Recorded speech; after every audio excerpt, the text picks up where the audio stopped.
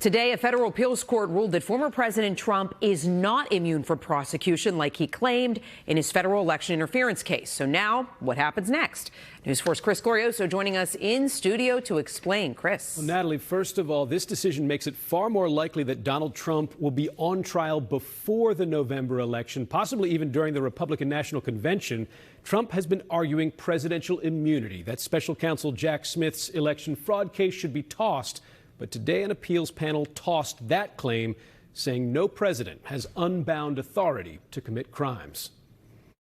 The judge in Donald Trump's D.C. election fraud case, Tanya Chutkin, once famously wrote, "Presidents are not kings, and plaintiff is not president." Today, a panel of appeals judges largely agreed. In a unanimous opinion, they found no merit in Trump's claim of presidential immunity for actions leading up to and actions on January 6th.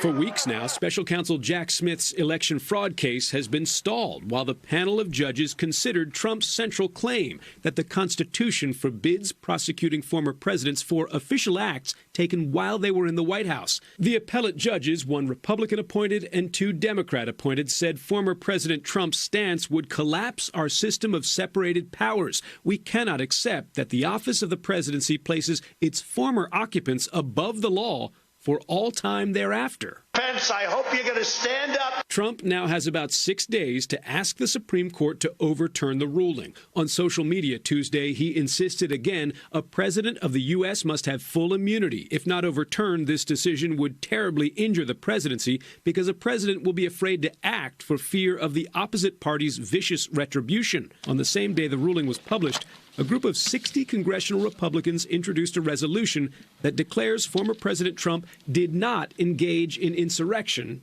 on January 6th.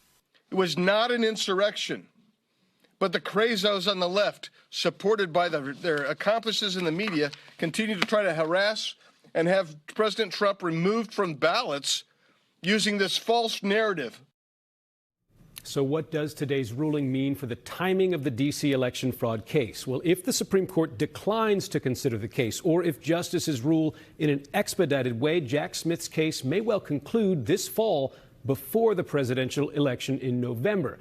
That's important because polling shows a guilty or not guilty verdict matters to a sizable group of voters, but the Supreme Court could also decide to take more time to consider an appeal, and that could delay a verdict until after the election.